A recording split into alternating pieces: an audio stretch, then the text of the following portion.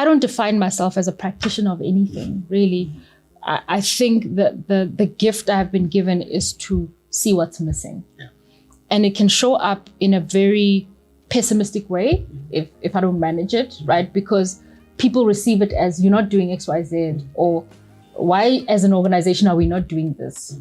But that's the opportunity, actually. Yes. And because no one else sees it, I'm given opportunities to start it. I'm given opportunities to incubate it. Yes. And I'm given opportunity to find the very passionate people that might not be considered normal in the context of the rest of that company to do this. Yeah.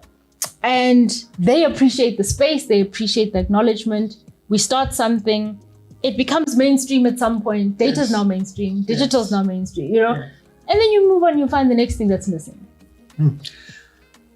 After many years at Standard Bank, you take a big step to join the JSE as the Chief Operating Officer. Give us a sense of the thinking behind it and what the JSE really means for you at this time in your career. I think the thinking, first and foremost, was a challenge to self. I had been in one organization for close to 2 decades. It was almost like, you know, are you actually able to pivot again? Are you able to learn a completely new industry, subject matter? Because while it's all financial services, capital markets is actually fundamentally different from pure banking, right? So it was a challenge to myself to say, how do I stretch myself? Can my brain still be malleable enough to learn new subject matter and apply it? I felt like I still had value to add, and maybe let me add it in a different context. That really was it. The allure for the JSE, and I think it's really what attracts many people to that organization, is its level of influence. Yes. It's actually in organizational size terms quite small. Yes. But it punches far beyond its weight. Reach. It's at the center of the economy. And the amount of good you can do because of the access you have across the economy to influence direction from a policy perspective, to influence direction from an executional kind of economic development perspective. There's so many opportunities. And it has a really strong brand, right?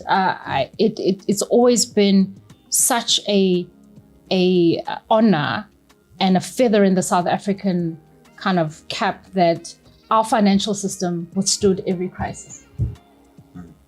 And we have had such great regulation and standards and processes in place that probably were established ahead of other jurisdictions. And so contagion that affected other people, our risk management processes really mitigated a lot of us suffering as much as other economies might have, right? And there's something about that. The men and women of the JSE are deep experts in what they do. And it is such an amazing honor to learn from those people. You know, decades of experience in capital markets, and they can tell you war stories about when this company defaulted and what could have happened if we didn't have this in place. So for me, it was the learning journey, and what was presented to me was also an opportunity to bring about different levels of, you know, business transformation and certain processes and so on. And obviously, I'm driven by the ability to make a difference. You spoke about learning journey. One of the big decisions you took was to go and study overseas. Whilst having a family, while still having your full-time job. Tell us about the journey and through COVID. Well, I started when COVID wasn't a thing, you know, it was in 2019. But first and foremost, I can do everything that I can because I have an extremely supportive partner, right? My husband and I share a mindset that, you know, our roles are interchangeable. If he needs me to step in, I do, and vice versa. And we've gone through phases in our relationship where, you know, one will try to be an entrepreneur, then the other one's kind of the solid one. And that's kind of, and then, So he's a phenomenal father. I always say a better parent than myself. And hence, even in the world of corporate work, before we worry about now taking on studies on top of everything, I felt empowered to sit around tables where, you know, in certain instances, you'd be the only female. And every other person around the table has a wife at home who manages everything. And all they have to do is wake up and focus on work every day. And you have so much to juggle. I feel honored and grateful that Winston is the husband that he is.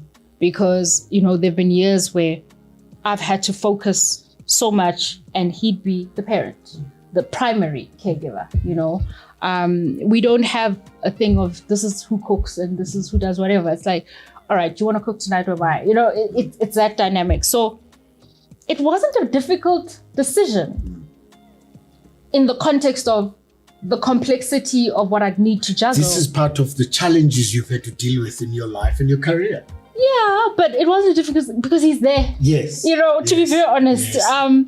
And the decision for me was just, can my brain crank up again? It's been so long since I've academically applied myself. Yes. But I felt challenged and I wanted to do this. And we actually had the conversation at home because at the time we had a 6-month-old baby. Yes. And he said, are you sure this is like the right time to do this? And my argument was, if not now, when? Because life doesn't get easier. Life only gets more complex. So right now, we know what we're dealing with.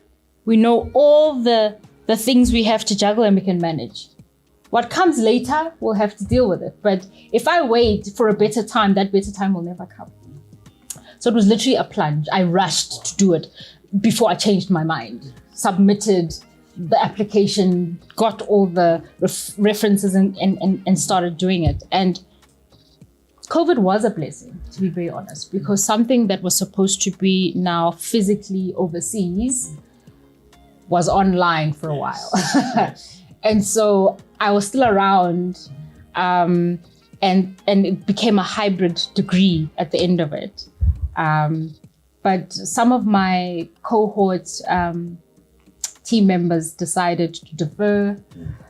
Things got tough, etc. In fact, just this week, we still have a very tight WhatsApp group. Yes. Some of them were just saying, finally submitted the final assignment after however many years. We call ourselves Class of Infinity because things would keep getting deferred and deferred. But some of us stuck the course and we said, I committed to graduate in 2021. I'm going to graduate in 2021. And so it was just about putting your head down and doing it. And I felt extremely lucky to have leaders who supported me, right? Yeah. Both at Standard Bank and the JSE. Yes. I came with this burden of, I still need to take 40 days of work to finish this thing. And there was great understanding and saying, we'll allow you to do what you need to do. And it's really such a privilege to be given that level of trust and support, right?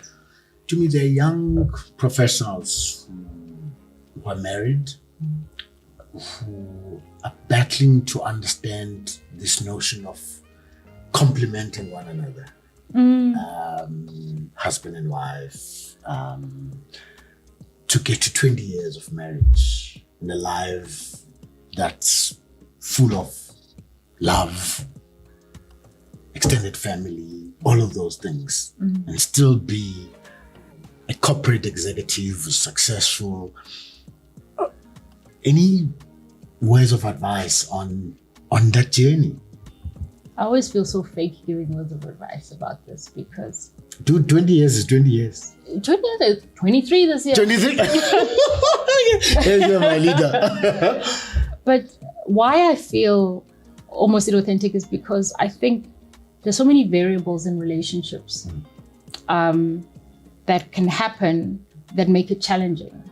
And so I always said we got married quite young, right? We were both in our early 20s. And I don't recommend that for anyone, by the way. I tell all my kids, like, wait until you're mature, like 30 plus and all that. And why I say that is because you're still both individually growing in your own right, trying to figure out who you are. And I think there's a chance that you grow in parallel, or there's a chance that you grow apart. And that's why I'm saying there's a luck of the draw in the sense that my growth journey might not match your growth journey. And then we have a problem. I just feel lucky and blessed that somehow we have learned to grow and complement one another along the journey. And it's a conscious thing. So you don't like sign a contract, stand in front of people, look all pretty for a day, and then it's done. Every day is a decision to, okay, we're here. We're still doing this. Because when you're conscious about it, it means you are taking accountability for how you show up.